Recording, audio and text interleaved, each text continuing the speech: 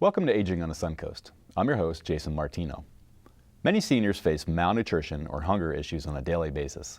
Older adults with limited incomes and homebound make critical decisions on a regular basis when they are faced with purchasing food or covering other expenses such as medications or household necessities. These individuals also face isolation and lack access to food resources such as grocery stores or food pantries due to a lack of transportation. Meals on Wheels America reports that 1.2 million Florida seniors are living alone. 610,000 are threatened by hunger, and 586,000 are living in poverty. The Area Agency on Aging of Pasco and Pinellas partners with organizations that serve seniors within their home and within the community. Without these partners, we could not achieve our mutual vision of promoting independence and better nutrition while we work to eliminate senior hunger. To help us understand what types of resources are available to promote better nutrition and de-isolation, we've invited Anita Frankhauser, the Director of Nutrition with Neighborly Care Network located in Pinellas County, and Diane Cunningham, the Assistant Senior Services Manager with Pasco County Senior Services. During the second half of the show, and in the spirit of volunteer recognition, Anita and Diane will rejoin us so we can celebrate volunteerism and how critical these individuals are to nutrition programs. Diane, welcome back to Aging on the Suncoast. Thank you. I'm glad to be here. Yeah, and Anita, this is your first time. We welcome you to Aging on the Suncoast. It's a pleasure to be here. Good, thanks. So let's start with you, Diane. Let's talk a little bit about what Pasco Senior Services is. Who are you? Well, Pasco Senior Services is a division of Pasco County government, and actually we've been providing meal service to elders in Pasco County for over 40 years. Mm-hmm. And our main focus is, yes, on meals. It would be the congregate meals that you serve at a center in Pasco County and or home-delivered meals where you deliver to the homebound person. Right. Yeah. You offer a full cafeteria plan of services. Yes, we do, in addition to the meals. What a neat place. Yeah. So Anita, you work for Neighborly Care Network. You're the Director of Nutrition over there. Tell us about Neighborly Care Network. Sure. Neighborly is a private nonprofit organization that's been around since 1966. It got its start with a group of concerned citizens that just wanted to help older adults in the area. They actually laid the groundwork for the first Meals on Wheels and adult day services in our area. Yeah. And since then, we've just continued that legacy. We offer Meals on Wheels, congregate dining, adult day services, and transportation. And with the generous support of the Area Agency on Aging and other donors, we have 7 Meals on Wheels sites and congregate dining sites and 2 adult day centers. Yeah, I think it's fantastic that when the Older Americans Act came out in 1965, that Neighborly, I think it was Neighborly Senior Services at that time, jumped all over that. Not that I was around in 1965, but they jumped all over that, and they were one of the first providers, I think, in the nation of what they called Meals on Wheels at that time. And I think that's just pretty phenomenal in our backyard that we did that. So we hear terms every once in a while. Our world is full of jargon, and especially in the aging services world. One of the terms that we hear a lot and we use a lot is food insecurity. Diane, what's food insecurity? Well, generally speaking, it's lack of access to food, but more importantly, it's lack of access to safe, healthy, nutritious food. And that is due to many reasons. You could just have lack of access to food because you don't live near a grocery store that you can get to, and being a frail senior homebound, you're not able to get out and get it. Or you could be in poverty and not be able to afford that food. Or you're just uneducated about healthy food and are not eating the correct foods, and being an elder, your medical problems even become more advanced because you're not eating the right food. Yeah. So the lack of access is tremendous. Yes. It's a hardship over there. Is Pinellas County immune to food insecurity? Absolutely not. What I've seen with working with clients is that the closest food operation may be a gas station or a fast food restaurant, and a lot of clients have said that they try to stretch the meals we give them to lunch and dinner, which is really not designed to be that way. It's horrible. And your background is you're a licensed nutritionist. And certainly you know about the special considerations that seniors have to utilize for the foods that they eat. Can you go in depth of what types of considerations seniors think about these days? Sure, absolutely. digestion or how we process food changes naturally as we age. So a lot of older adults may complain of a decreased appetite or chewing, swallowing problems. That's why as a dietitian I always recommend choosing foods that are comforting to you, that you enjoy eating them, and adding any herbs or sauces that will help make that food more palatable or easier to chew. A lot of older adults also have chronic conditions like diabetes, heart disease, or obesity. And so when I plan our menus for our programs, I try to provide a variety of fruits, vegetables, and lean protein to help complement their therapies when they're at the doctor. Yeah, and and that's got to be pretty difficult sometimes because you serve a pretty diverse group of people. Yeah. Folks that have to have low sodium, maybe even kosher meals at certain points in time. We're talking about cultural perspectives on here, and you guys do a tremendous job with the amount of food that you put out, but also with the quality of food that you put out there too. So let's talk about that a little bit. Because we mentioned that the Older Americans Act is the major piece of legislation that put forth these nutrition programs, amongst other things. And with the nutrition programs, from what I know and my history of them, is that there's 4 major components. And Diane, I'm going to ask you to speak to 2 of them. So let's talk about what congregate meals looks like in your area. And then obviously, Anita, if you have anything you'd like to chime in that's a little bit different or maybe even alike in Pinellas County, please do. Yeah. The congregate meals is a place where socialization is promoted. Mm-hmm. And it's for the more mobile elder. Even if they get there by paratransit or regular public transportation, or they live nearby or they drive, it's for the more healthier senior. Mm-hmm. It is not a daycare. It's because there's no supervision for individuals, but it's a place where people can really socialize, meet others the same age. We've even seen marriages in our senior centers. Get out of here. Wow. Yes. That's awesome. Yep. Yeah. So just to summarize, it's more for the independent senior that can get themselves to and fro, or with some assistance from the county, either through public transportation or the paratransit, right? So they're insured the healthy lunch meal that we provide, plus many activities and that they can enjoy. Yeah, and they're eating with people of their own cohort. Correct. All right. Need anything different in your area with congregate meals? No, it's pretty much the same way. I think the best thing I see out of congregate meals is the friendships that they forge there, and how they'll say that they wouldn't have met other people otherwise. Yeah. Any marriages in Pinellas that you know of? Not coming soon. I think that's pretty great. Yeah. So that's one big program for nutrition. And then certainly you also offer what the world seems to know as Meals on Wheels, but what we affectionately call home-delivered meals. Correct. Can you tell us a little bit about home-delivered meals? Yes. No, that is for the more homebound senior who's unable to get out to a congregate lunch site. But again, they would enjoy the same nutritious meal that we provide at the congregate site. And these meals are delivered to the homebound person, to their home. Ensuring that they get both the nutrition, but also we provide the nutrition education newsletters, so they're getting education on their healthy eating. And it's a check-in from our home-delivered meal drivers, too, as well, because sometimes the only person they may see besides the mailman is our home delivery driver. Yeah. And it's a safety net for them because they can and do report problems that the senior may be experiencing at the time, and no one else would know about it until the driver reports it back to us. Yeah, so in addition to a safe, healthy meal, it's an extra set of eyes on that Yes, individual. Absolutely. And I've heard some pretty horrible stories about what some drivers have found sometimes. And, yes. Yeah, so that's interesting. It can be said. We found a lady who had been laying in her bathtub for 4 days, and the driver found her just before a holiday weekend and actually saved her life by finding her there, and no one else would have found her. Yeah. So that extra set of eyes is extremely important. Need anything different in your area on home delivered meals? No, pretty much the same. Yeah. The same, yeah.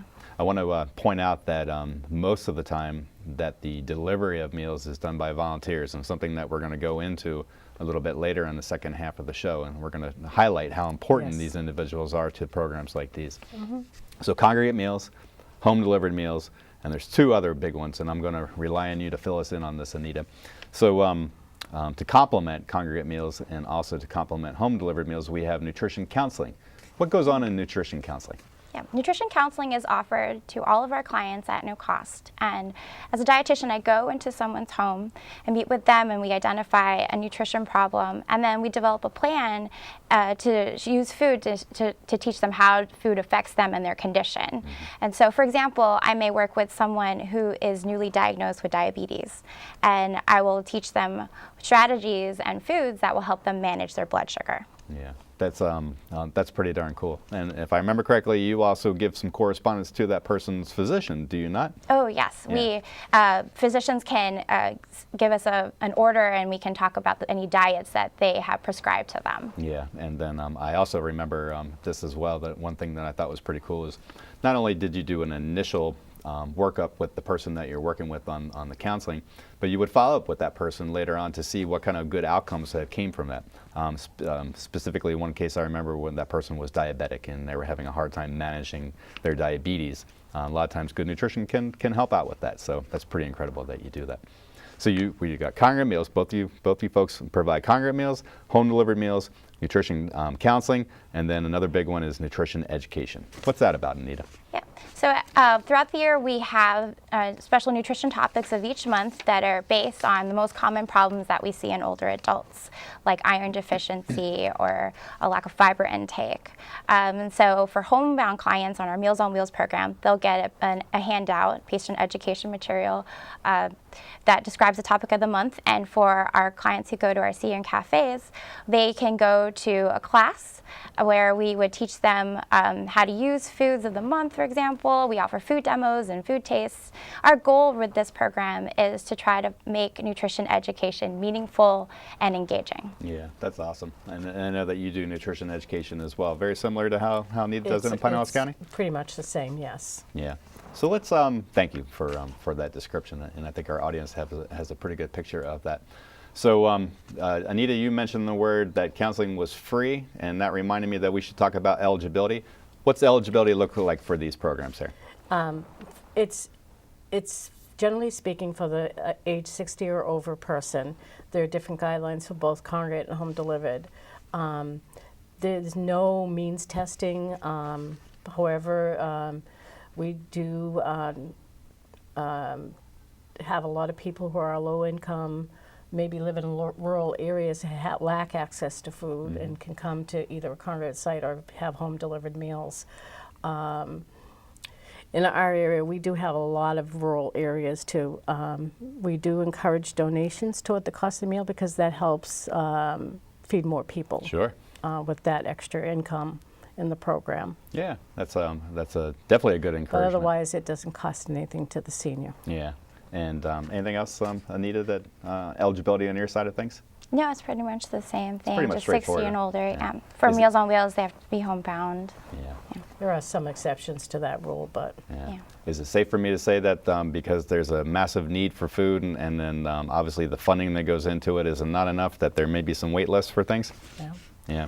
In Pasco, we have well over 500 people waiting for home delivered meals. Yeah. Yeah, and in Pinellas, it's almost 1,000. Oh, my word. Yeah. But we're also doing some pretty cool things in Pinellas and Pasco County to try to offset that wait list and do things on the side, being innovative. And you're a big part of that team, Anita, and we appreciate your help with that. We have about a minute left, and I wanted to talk about some of the cool things that you all are doing in your counties. And I know that you're doing one. You work very hard to get your own kitchen within Land O'Lakes. You want to Yes. speak to that real quick? Yes, we opened up the kitchen last year. We put we provide all the overhead, all the kitchen equipment, and we put it out for bid for a vendor to make the food in our kitchen, and we pay for the food with our Older Americans Act funding and some local state and county funding as well. But it's a brand new kitchen, and it's local, and the food doesn't have to travel as far as it used to travel, and it stays, the integrity of the food it has improved greatly since we've had our own kitchen. That's really great. You guys are very innovative on that approach, and I'm glad you got help from the state and all the local folks out there. Big advocates in your area. How about you? We're doing a lot of exciting things at our new senior cafes. We're modernizing the look and feel. As people, there's a saying that people eat with their eyes, so we're wanting to update our offerings there. And we're also improving our programming. So we're bringing licensed fitness instructors and new presenters at the sites. That's awesome. I'm so happy that you ladies have come on the show. You're going to come back, obviously, for a second half where we're gonna dabble into volunteerism, and so hang tight. Please stay with us while we take a short break. As usual, don't forget to have your pen or pencil ready. During the break and at the end of our show, we'll be running contact information for Pasco County Senior Services, Neighborly Care Network, and the helpline.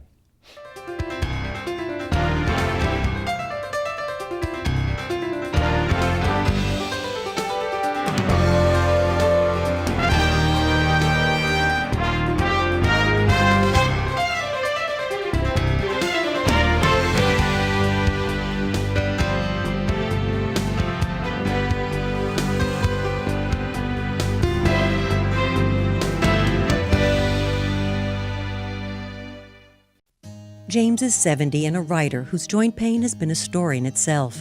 His doctor prescribed a new medication that may not be affordable, even with James's Medicare Part D plan.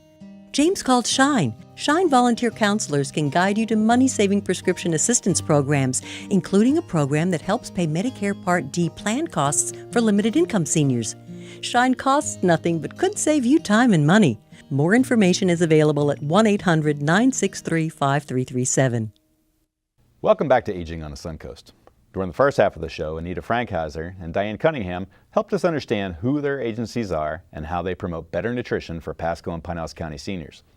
Let's move forward by bringing Anita and Diane back so we can speak in depth to volunteerism and how critical this is within the senior nutrition programs.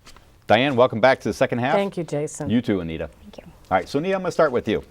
We spoke just really lightly during the first segment of the usage of volunteers for home-delivered meals, but obviously volunteers are a necessity here. So why do we need volunteers for these programs?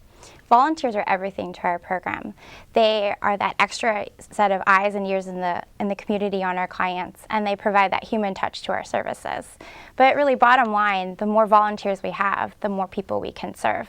And I also think that there's something to be said about the quality and attention to detail that people provide when they're just giving their time freely. Yeah, and volunteers come from all walks of life, and they bring a tremendous amount of skill sets to the table, and it's your job really to kind of look into those skill sets and kind of figure out what's the best placement for them. We're going to go into that in a little bit.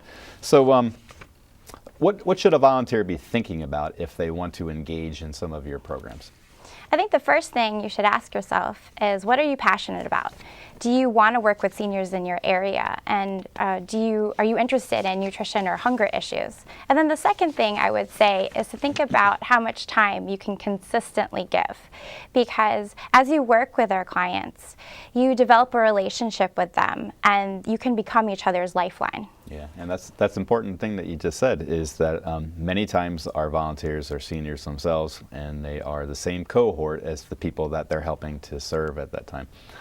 I think there's also something to be said about the what you brought up is understanding the organization's mission and values is important as well. And you said it yourself that they should understand, or they should have a drive to want to work with the nutrition programs on there. So going back to what I said a little bit earlier, I didn't want to jump into it too fast, but what type of an individual generally is a volunteer in your world? Well, they could come in all ages. We've had volunteers as young as 14, 15 years old, all the way up to, I've had unfortunately she just passed away within the last year, a 104-year-old who was volunteering. Huh? Mm-hmm. That's great. Yeah. So they do come in all different backgrounds. What we try to do is interview the volunteer just as you would interview them for any job in the organization, and try to match up their talents and their skills to the volunteer opportunity that we have out there, so that wherever we put them, they're going to excel.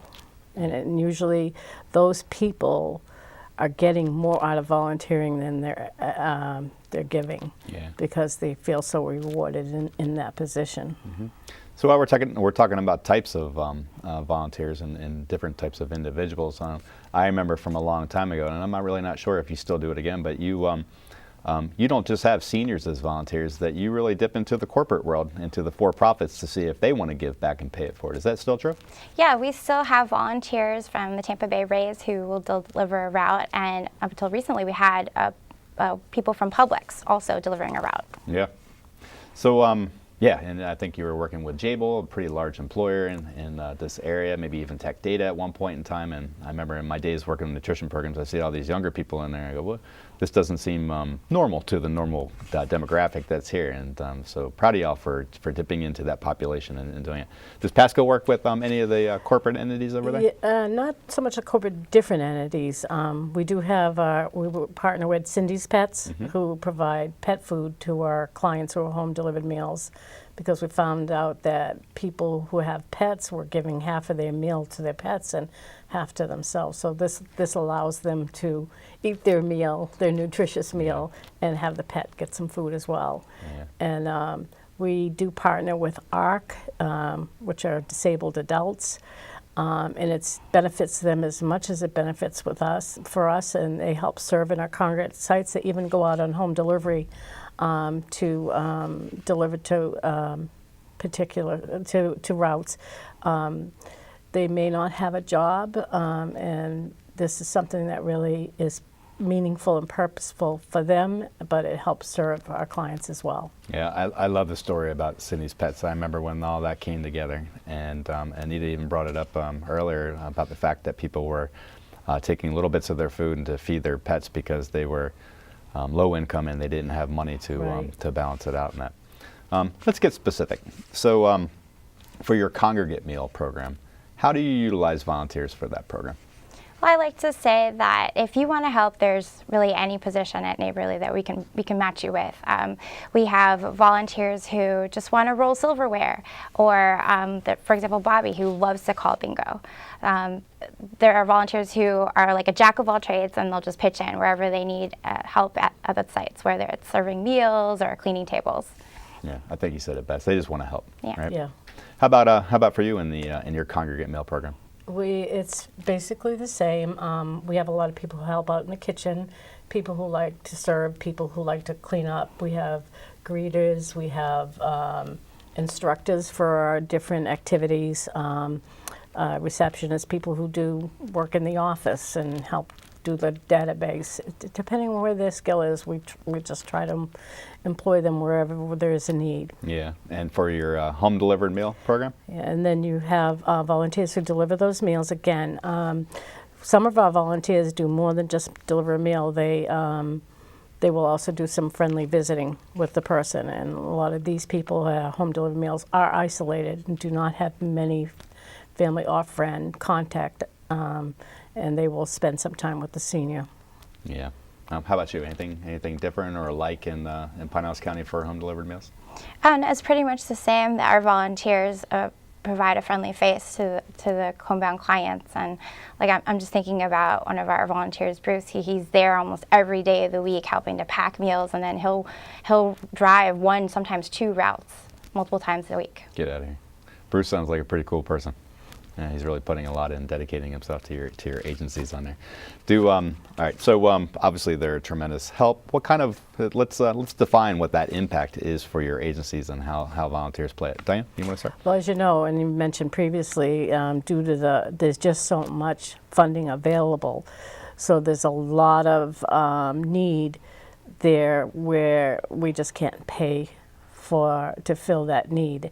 And these volunteers probably save around, in Pasco County anyway, about $50,000 a year that we don't have to pay out in salary. They pay out in kind. Yeah. And that's a tremendous help to us. Yeah, no doubt. They, I think the nation even has data, and they equate it to a monetary value. I think it's something like $28 per hour. They kind of worked it out to be, and then obviously you use that for match and everything else in there. How about the impact on your organization with volunteers? Because you have a pretty robust organization as well, where you not only just use it for nutrition services, that you do a lot of different things over there. Yeah, we have quite a few volunteers, almost 500 volunteers that help out across the county. In the past years, volunteer time has equated to almost $1 million in manpower. So volunteers are our organization, and a lot of people would go hungry if we didn't have as many volunteers as we do. $1 million, that's phenomenal. Yeah, you said what, 500,000, 50,000? Which one? I think I misquoted. It's 500,000. Either way, it could probably be $5. It's still a benefit to your Yes. agency, and they make a Yes. tremendous impact too with that. And it also helps the volunteer. I mean, was I've gonna- read studies that I was going to ask you about that they have to volunteers have an impact of hopefully actually positivity. live longer and healthier lives when they're able to contribute to the community like Yeah. that. I've read that. I Yeah. don't know the statistics, but What do you know, Anita? Anything about the positivity on the side of the volunteer for doing the work that they do with your agency?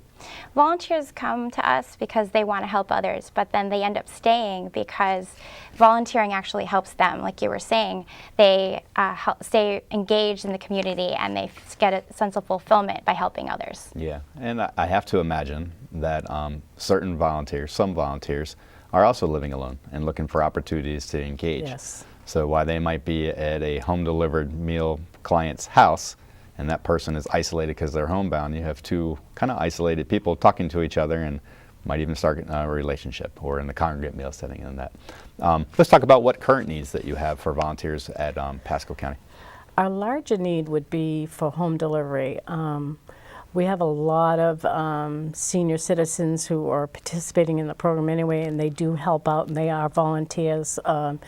But depending on the economy too, and the price of gas, they do get some mileage reimbursement, but when the price of gas is higher, the lack of volunteers, we need those people to come out and kind of do this without the reimbursement that matches the gas price. You need help. Yeah. Right, and so if I heard you correctly, you need help more on the home delivered meal Yes. side. But if someone has a skill set, and We never say no to a volunteer. yeah, how about you, Anita? Yeah, we can never have too many volunteers. There's always a need to Yes. deliver meals or even help out in administration doing data entry or some of our outreach opportunities. Yeah, and our agency also utilizes volunteers, not to the capacity that you all do, but we appreciate everything about them. Our SHINE program is probably our leading one with Yes. volunteers, and they do a tremendous job. They do. And speaking of that, then we acknowledge them in the month of April around the nation.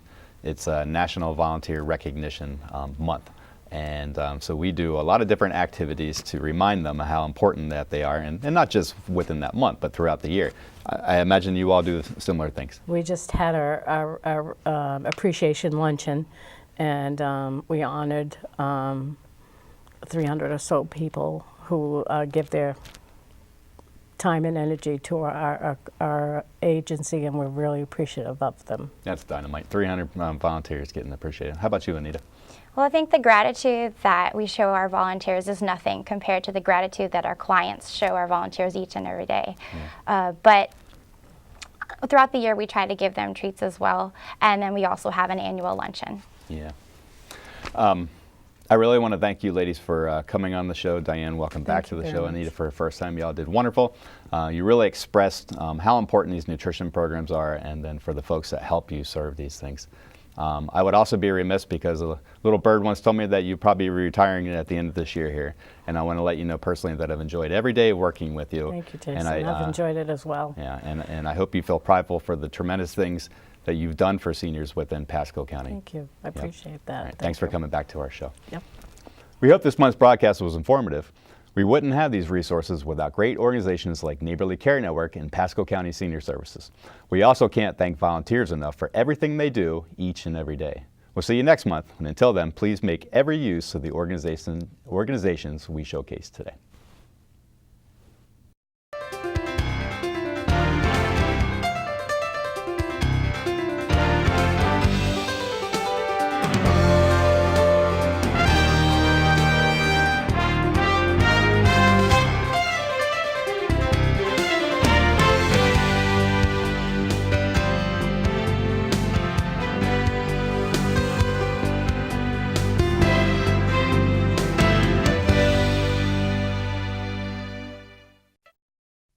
James is 70 and a writer whose joint pain has been a story in itself.